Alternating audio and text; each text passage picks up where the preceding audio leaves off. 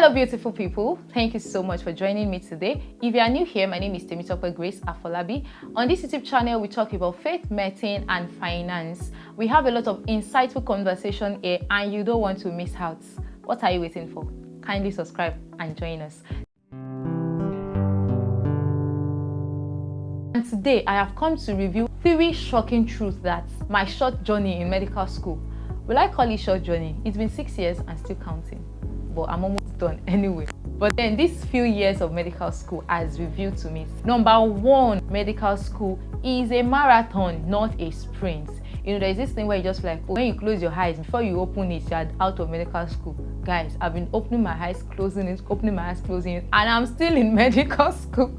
The training is just for a short time. It's not for a short time. See, it's yet for an appointed time, but that appointed time is not short. Medical school is a marathon, not a sprint. You will go through it. It's not the fact that I learned that medical school is a marathon, not a sprint. That is not the shock. The shock is that just wake up and you're like, okay, so this is what I'm going to be doing for the rest of my life. Having to move between one exam to the other. How do I manage it, accept it as the marathon that it is? So you just live your life while doing it. So it's not something like, oh yes, I'm just going to close my eyes through medical school, and when I'm done with medical school, I'll start doing this, or when I'm done with this exam, I'll start doing it. One thing that I found out over the years is that you should just do it. Number 2 truth that I got exposed to FOMO. I know you're wondering, what is FOMO? Simply put, it's the feeling of missing out. I'm going to share one critical moment where I had that feeling of missing out. It was when I was writing my second MBA exam. MBA exam came for me at a time where we didn't have lights in my school. Don't ask me which school I'm from. I'm from medical school in Nigeria. It happened that one night I was reading and I slept off. You know that feeling where you just wake up and you're like, guy, I have not covered a lot. Yes, that was one of such nights for me. And I just picked my phone. Guess what I saw? I saw the picture of one of my friends that was engaged. That night, I just felt like, God, what have I done to myself? I mean, I'm here struggling to pass, struggling to get the basic necessities of life, and this is one of my friends. It's as if she has moved on. You know, at that point, really, I felt really stuck. One of the ways I've learned to deal with this feeling over the years is that cut off triggers that can give you this feeling and focus solely on your journey. God is the God of your journey, and God cannot mismanage your life. That is one key thing that has been resounding in my ear whenever I have this feeling, and I tell you, it helps a lot every time. Number 3 is the feeling of inadequacy. Studying medicine has always been a childhood dream. I know some people come out and say maybe it's not their own dream, maybe it was their parent dream or whatever. But the truth is somebody dreamt about it. So you are living someone's dream. So you feel like when you come to medical school, you have this level of accomplishment, you know, you have this level of fulfillment in you. When you are a local champion from where you're coming from, yes, you're topping your class, everybody knows you, and they just come to medical school. Before you even came into medical school, for me, it was a whole lot of roller coaster of emotions, which I'm going to be sharing in another video. But even when I eventually got to medical school, you know, there's this feeling that I'm not even good enough. I'm not even good enough. I'm not even supposed to be here in the first place.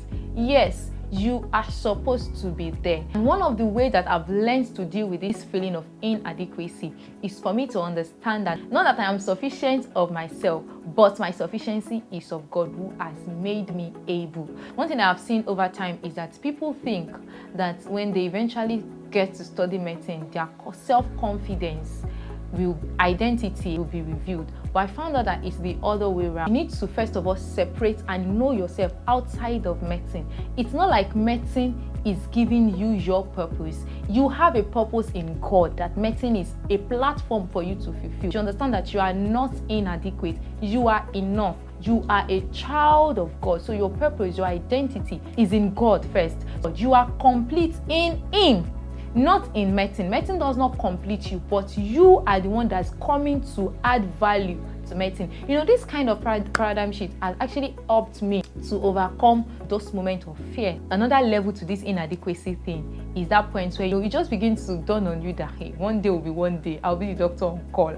And the life of someone who would be directly dependent on what I do in the first few hours of my interaction with that person. You know, there is a different level of inadequacy that just unfolds to you. One thing that I've found to do over time, even whenever this feeling comes, is that understand the fact that you might not know everything, or you might not even know how much you know until you have to start putting them to practice. And so one way I've dealt with this feeling is that the little that I know, I put myself on the spot, try as much as possible to put it into practice. And under the supervision of someone, they are saying, oh yes, what you are saying is correct, what you are saying is correct. Gradually like that, you gain confidence that yes, actually in the end, I will not be able to kill someone. Eventually, you open your heart and you will learn on the job. These are the things that got exposed to me, and it was shocking. I want you to drop your own in the comment section. Like, let's have this kind of conversation so everybody would know that no, they are not alone. There is no temptation that is happening to you that is not common to every man. I hope you learned one or two things.